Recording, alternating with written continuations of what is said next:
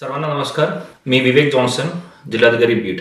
मागच्या काही दिवसापासून बीड जिल्ह्यामध्ये मुसळधार पाऊस चालू आहे आणि IMD द्वारे दिलेल्या इशाऱ्याप्रमाणे पुढच्या 2 दिवस रेड आणि ऑरेंज अलर्ट याचा इशारा सुद्धा दिलेला आहे. सर्वप्रथम मी बीडच्या सर्व नागरिकांना विनंती करतो की मुसळधार पाऊस चालू असल्यामुळे बीड जिल्ह्यामध्ये असलेल्या सर्व नदी, सिंदफणा असेल, मांजरा असेल, बिंदुसरा असेल, गोदावरी असेल, या सर्व नदीमध्ये मोठ्या प्रमाणे फ्लो चालू आहे. माजलगाव धरण यापासून आमचे विसर्जन चालू आहे. त्यामुळे या नदीकाठावर असलेला सर्व गावकरी लोक तुम्ही सतर्क राहणं खूप अत्यावश्यक आहे.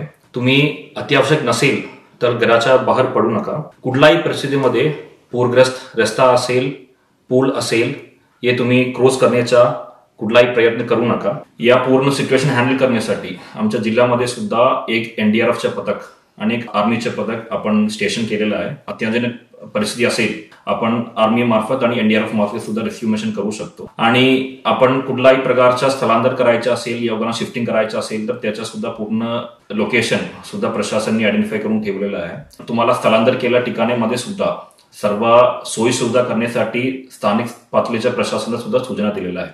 त्यामुळे कुठल्याही परिस्थितीमध्ये तुमच्या गावावर धोका असेल तर तुम्ही प्रशासनासोबत सहकार्य करणं अपेक्षित आहे आणि सुरक्षित स्थळावर तुम्ही स्थलांतर होणं अपेक्षित आहे. तुम्हाला कुठल्याही प्रकारच्या अडचणी असेल, यामध्ये कुठल्याही प्रकारच्या आपत्तीच्या परिस्थिती असेल, तुम्ही या स्क्रीनवर दाखवलेला टोल फ्री नंबरमध्ये संपर्क करू शकतो. त्यासोबत तुम्ही संबंधित तहसीलदार असेल, तलाठी असेल, या सर्वांना 24 तास त्यांच्या मोबाईल चालू ठेवण्यासाठी आणि त्यासोबत कुठलाही परिस्थिती असेल तर आमच्या टोल फ्री नंबरवर संपर्क करण्यासाठी आम्ही पूर्ण सूचना दिलेल्या आहे.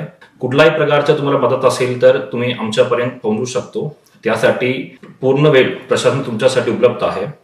त्यासोबत मागच्या 10 दिवसमध्ये झालेल्या पाऊसच्या पंचनामाच्या प्रक्रिया सुद्धा आमच्या तलाठी स्तरावर आम्ही चालू केलेला आहे. लोकल प्रशासन सुद्धा यामध्ये पूर्ण वेळ पंचनामा करण्यासाठी. त्यासोबत घरामध्ये पाणी शिरलेलं असेल, आपण ताबडतोब तसे कुटुंबांना आपण 5,000 रुपये देतात आणि लवकरात लवकर आपण धान्य सुद्धा भरपूर ठिकाणी वाटप सुद्धा केलेलं आहे. यामध्ये तुम्हाला कुठल्याही प्रकारच्या माहिती या फिर तुम्हाला कुठल्याही प्रकारच्या मदत तुम्हाला भेटला नसेल, तुम्ही आमच्यापर्यंत या टोल फ्री नंबरवर पोहोचू शकतो. प्रशासन तुमच्यासाठी 24 तास उपलब्ध आहे आणि आपण सर्वजण सोबत या संकटातून लवकरच बाहेर पडू.